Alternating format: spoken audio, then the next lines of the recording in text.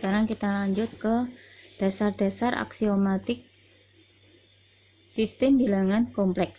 Jadi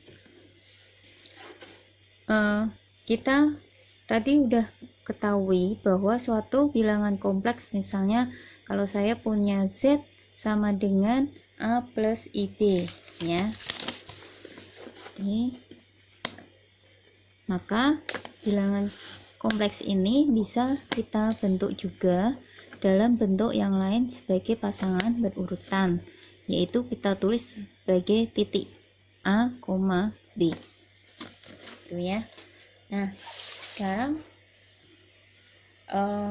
nih, kalau saya punya dua bilangan kompleks ya, misalnya A, B sama C, D, maka dia dikatakan sama kalau bagian real sama dengan bagian real ya, yaitu A sama dengan B, dan B bagian imajiner harus sama dengan bagian imajiner di sini. Sehingga A, B sama dengan C, D, dia akan sama hanya jika A sama dengan C dan B sama dengan D. Harus dua-duanya. Ini makanya pakai dan. Tidak bisa salah satu. Jika hanya salah satu yang sama, maka dia tidak sama.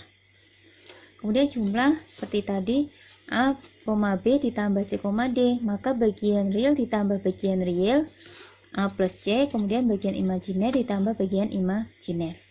Kemudian hasil kali mengacu pada yang tadi, bahwa kalau X1 plus IY1 ditambah X2 plus IY2 sama dengan X1 kali X2, kemudian dikurangi Y1 kali Y2. Dengan juga di sini juga. Jadi di sini kalau A, B kali C, D, maka ya A kali C dikurangi B kali D. Kemudian kita lihat lagi bagian imajinernya, yaitu X1 kali Y2, jadi X1 dikalikan Y2 ditambah Y1 kali X2 kali Y1. Sama. Di sini juga berarti A kali D, nih A kali D ditambah dengan B kali C.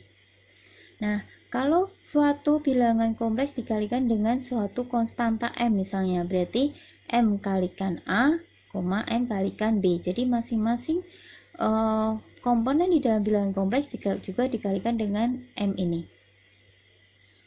Tuh. Nah, itu dasar-dasar aksiomatik.